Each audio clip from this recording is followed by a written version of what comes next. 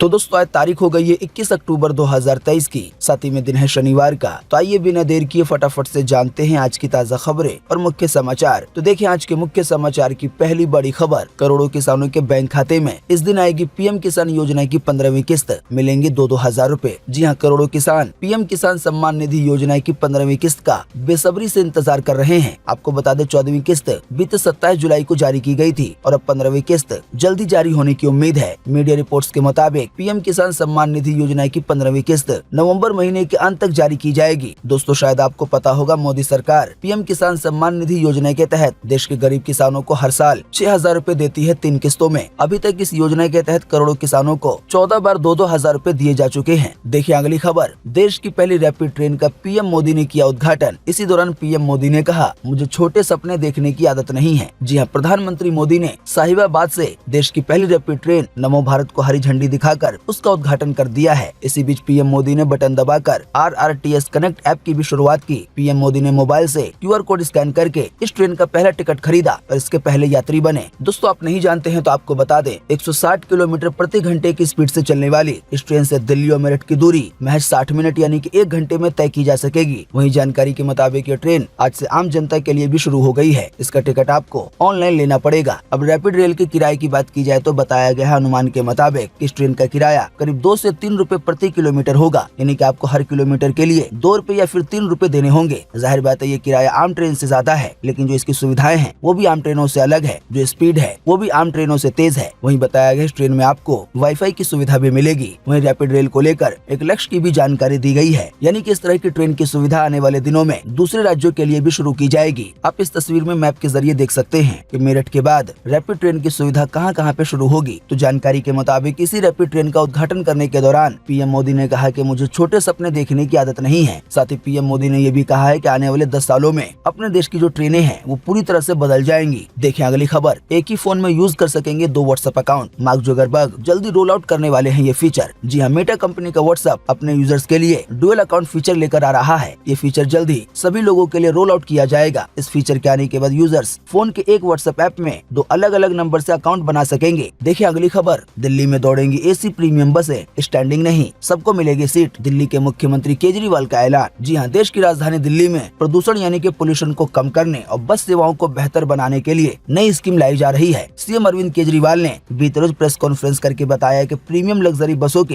Aggregators को licence दिए जाएंगे। इसी के तहत आने वाले दिनों में दिल्ली में लग्जरी बसें चलेंगी। इन बसों में वाईफाई, GPS और CCTV भी होगा। साथ ही बताया गया इन बसों की जो सबसे खास बात होगी वो ये होगी कि इसमें हर यात्री बैठा होगा, यानी कि इस तरह की बसों में जितनी सीट होगी उतने ही यात्री बैठेंगे। साथ ही बताया गया बस की सभी सीटें डिजिटल रूप से मिलेंगी, यानी कि इस बस से सफर करने के लिए ऐप से टिकट बुक करनी पड़ेगी। बस के अंदर कोई भी कंडक्टर नहीं होगा, टिकट केवल डिजिटल ही मिलेंगे। हालांकि इसका किराया आम बसों से ज्यादा हो सकता है जो कि अभी दिल्ली में चलती है DTC की। देखिए अगली खबर, इजराइल का वॉर प्लान, 3 चरण में होगी जंग। इजराइल ने कहा 2 फेज में हमास का खात्मा करेंगे, फिर गाजा में नई सुरक्षा व्यवस्था बनाएंगे। जहाँ इजरायली रक्षा मंत्री योव गैलेंट ने तेल अवीव में रक्षा समिति की बैठक में गजा पट्टी में इजराइल के वॉर प्लान के बारे में बताया। उन्होंने कहा कि हम सबसे पहले हमास की मिलिट्री कैपेबिलिटी और सरकार चलाने की क्षमता को खत्म कर देंगे। दूसरे शब्दों में कहें तो हमास को जड़ से उखाड़ देंगे। इसके बाद गजा में एक नई सुरक्षा व्यवस्था बनाएंगे। इजराइल के रक्षा मंत्री योव गैलेंट ने कहा कि जंग 3 चरण में होगी। अभी इस समय हम पहले चरण में हैं। इसमें हम हवाई हमलों से हमास के ठिकानों को तबाह कर रहे हैं, लेकिन अब आने वाले दिनों में दूसरे चरण में, दूसरे स्टेप में जल्दी जमीनी हमला किया जाएगा और पूरी तरह से हमास का जो इंफ्रास्ट्रक्चर है उसको तबाह किया जाएगा। दोस्तों आसान शब्दों में कहें तो ये बताया गया है कि हमास ने फिलिस्तीन के गाजा पट्टी में जो भी इंतजाम किए हुए हैं, जो भी मशीनें लगाई हुई हैं जहां से वो हमला करता है, या जगह जगह पर जो भी इंतजाम है, तो उन सभी चीजों को तबाह कर दिया जाएगा। वहीं बताया गया दूसरे चरण में ही सैनिक छोटे छोटे ऑपरेशन जारी रखते हुए हमास के सीक्रेट एजेंट्स को भी खत्म कर देंगे। इसके बाद तीसरे चरण में गाजा में नई सुरक्षा व्यवस्था बनाई जाएगी। हालांकि इसमें इजराइल का कोई रोल नहीं होगा। आसान शब्दों में कहें तो अभी इजराइल की ओर से ये बोला जा रहा है कि हम हमास को तबाह करने के बाद, उनके सभी सिस्टम तबाह करने के बाद गजा पट्टी में एक नई सुरक्षा व्यवस्था बनाएंगे। हालांकि हम गजा पट्टी पे कब्जा नहीं करेंगे। जो भी सुरक्षा व्यवस्था बनाई जाएगी तो उसमें इजराइल का कोई रोल नहीं होगा। जानकारी के मुताबिक इसी बीच हमास के लड़ाकों को लेकर एक बड़ी खबर आई है। जैसा कि आप देख सकते हैं अपनी स्क्रीन पर कि हमास के लड़ाकों ने ड्रग्स लेके इजराइल पे हमला किया था। मारे गए आतंकियों की जेब से मिली है कैप्टागन की गोलियां, जो कि एक तरह की ड्रग्स है। बताया गया इसी के असर के बिना रुके उन्होंने लोगों को मारा। इसी बीच इजराइल को लेकर ये भी खबर आ रही है कि इजराइल ने हमास के सैकड़ों ठिकानों पे हमला बोला है और हथियारों के कई गोदामों को ध्वस्त कर दिया है। जैसा कि अभी हमने आपको बताया, इजराइल के मुताबिक ये पहला चरण है। तो पहले चरण में हमास के जो भी ठिकाने हैं, जो भी गोदाम वगैरह है हथियार के, उन सभी को खत्म करना है ताकि वो आने वाले दिनों में हमला वगैरह ना कर पाए। इसी बीच एक और बड़ी खबर आई है इजराइल के कृषि और ग्रामीण मंत्री द्वारा। उन्होंने अपने बयान में कहा है कि जानवरों जैसा काम किया है तो वैसे ही मौत मिलेगी। इजरायली मंत्री ने हमास को फिर से दी है ये कड़ी चेतावनी। देखिए ऐसे ही एक और खबर, केवल 90 लाख की आबादी फिर भी 8 मुस्लिम देशों पर भारी। इस न्यूज के आर्टिकल में बताया गया है कि आखिर इजराइल इतना छोटा होने के बावजूद, इतनी कम आबादी वाला होने के बावजूद इतना ताकतवर क्यों है? आखिर उसके पास ऐसा क्या है? तो इजराइल को लेकर बताया गया है कि जिस सामान के बेचने से इजराइल देश को पैसे के मामले में मजबूती मिलती है, इसमें एक बड़ा हिस्सा हीरे यानी कि डायमंड का है। इजराइल हीरे के एक ऐसे खजाने पर बैठा है जिसके जरिए वो दुनिया भर के देशों से मोटी रकम जुटाता है। जानकारी के मुताबिक जितने पैसे इजराइल दूसरे देशों को सामान बेचकर कमाता है उसका 25% हीरे से आता है। वहीं इजराइल को लेकर ये भी जानकारी दी गई है कि इजराइल रिसर्च और ग्रोथ यानी कि तरक्की करने के लिए सबसे ज्यादा पैसे लगाता है और यही वजह है कि आज एरोस्पेस यानी कि हवाई जहाज और हवाई जहाज के पुर्जे, साथ ही में अत्याधुनिक रक्षा उपकरण यानी कि देश को सुरक्षित रखने वाली तकनीक और मशीन जैसी चीजें दूसरे देशों को देने में इजराइल एक अहम देश माना जाता है। वहीं इजराइल की एडवांस टेक्नोलॉजी, सॉफ्टवेयर और इलेक्ट्रॉनिक डिवाइस की पूरी दुनिया में बहुत ज्यादा मांग है। इसी वजह से इजराइल की तरक्की बहुत ज्यादा बढ़ी है और ये धीरे धीरे बढ़ रही है। कुल मिलाकर आसान शब्दों में कहें तो इजराइल को लेकर ये बताया गया है कि वो अपने पैसों को ज्यादा यहाँ वहाँ न करके तरक्की करने पे ध्यान देता है। जो भी नई तकनीक बन सकती है उसकी रिसर्च करवाता है, यानी कि सबसे मेन फोकस देश की तरक्की पे होता है, देश को मजबूत करने पर होता है। इसी वजह से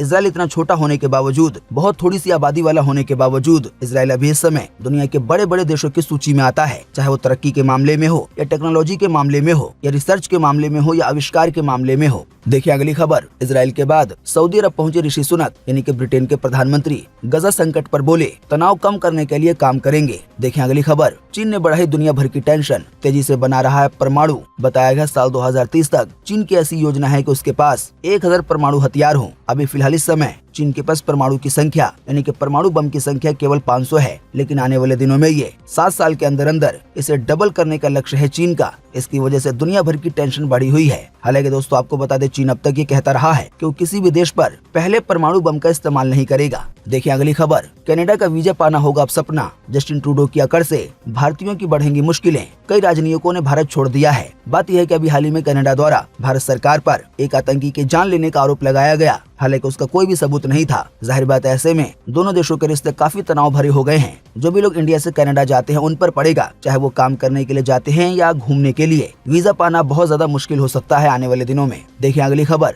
अरब सागर में चक्रवाती तूफान तेज की है आशंका, आज ये गुजरात तट की ओर बढ़ सकता है। जी हाँ, दक्षिण पूर्व अरब सागर के ऊपर एक कम दबाव का क्षेत्र डिप्रेशन में बदल रहा है। 21 अक्टूबर की सुबह तक इसके चक्रवाती तूफान में तब्दील हो जाने की आशंका है। भारतीय मौसम विज्ञान विभाग ने बीते शुक्रवार को कहा है कि यदि ये डिप्रेशन तूफान में बदलता है तो अरब सागर में बिपरजॉय तूफान के बाद इस साल उठने वाला ये दूसरा बड़ा तूफान होगा। जाहिर बात है इसकी वजह से आने वाले दिनों में अगर ये तूफान आगे बढ़ता है तो इसका असर आपको अपने देश के जो किनारे वाले हिस्से हैं वहाँ तो पड़ेगा ही, लेकिन अगर तूफान बढ़ जाएगा तो जो देश के अंदर वाले हिस्से हैं, चाहे वो दिल्ली हो, उत्तर प्रदेश हो, तो वहाँ पर भी असर देखने को मिलेगा, चाहे वो बारिश को लेकर हो, तेज हवाओं को लेकर हो या बहुत तेज तूफान आने को लेकर हो। आइए अब आपको अगली खबर में लगे हाथों बताते हैं कि आज 21 अक्टूबर 2023 को देश भर में कैसा रहेगा मौसम का हाल, खास करके बारिश को लेके। तो अगले 24 घंटों के दौरान अंडमान निकोबार द्वीप समूह में केरल के कुछ हिस्सों में हल्की से मध्यम बारिश के साथ कुछ स्थानों पे भारी बारिश हो सकती है। इसके अलावा तटीय कर्नाटक, आंध्र प्रदेश, सिक्किम, असम, मेघालय, पश्चिमी राजस्थान में भी 1-2 स्थानों पर हल्की बारिश की आज उम्मीद है। इसके अलावा 21 से 23 अक्टूबर के बीच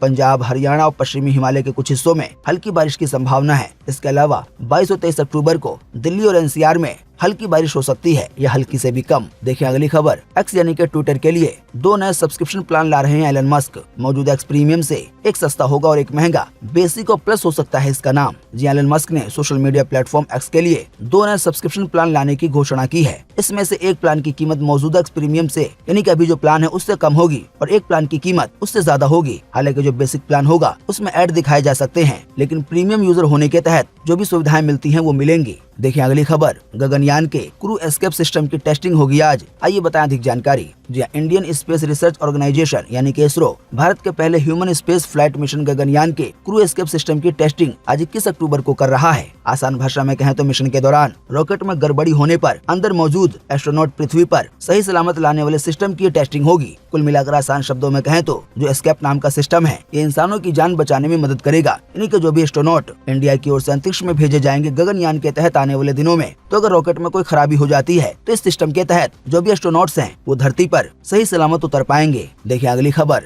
ऑस्ट्रेलिया की वर्ल्ड कप में दूसरी जीत, पाकिस्तान को 62 रन से हराया, जंपा ने 4 विकेट लिए, वहीं वार्नर और मार्श ने शतक लगाए। देखिए अगली खबर, 2000 के 10,000 करोड़ रुपए के नोट अभी भी हैं सिस्टम में यानी कि बाजार में, हालांकि आरबीआई गवर्नर बोले जल्दी वापस आने की है उम्मीद। देखिए अगली खबर, बॉलीवुड इंडस्ट्री की हाईएस्ट ओपनर फिल्म बनी लियो, पहले दिन वर्ल्ड वाइड कमाई 145 करोड़ रुपए रही, पठान मूवी को छोड़ा पीछे, हालांकि जवान मूवी से आगे नहीं निकल पाई। शायद आपको पता होगा ये मूवी थलापति विजय की है। देखिए अगली खबर, बिग बॉस 17 में आई हाथापाई की नौबत, आपा खोकर अंकिता लोखंडे के पति विकी को मारने के लिए दौड़े। वैसे आपको बता दें, जैसे जैसे बिग बॉस का सीजन बढ़ता जा रहा है, इसमें मिर्च मसाला और ज्यादा देने की कोशिश की जा रही है। देखिए अगली खबर, सोने चांदी की कीमत में आई तेजी, आइए बताएं ताजा भाव। जी हाँ, बीते शुक्रवार को सोने के दाम में 753 रुपए की बढ़ोतरी हुई। इस बढ़ोतरी के बाद अब 10 ग्राम 24 कैरेट सोना 60,693 रुपए का हो गया है। वहीं अगर बात की जाए चांदी की, तो चांदी के दाम में भी 667 रुपए की बढ़ोतरी हुई है। इस बढ़ोतरी के बाद अब 1 किलो चांदी की कीमत 71,991 रुपए हो गई है।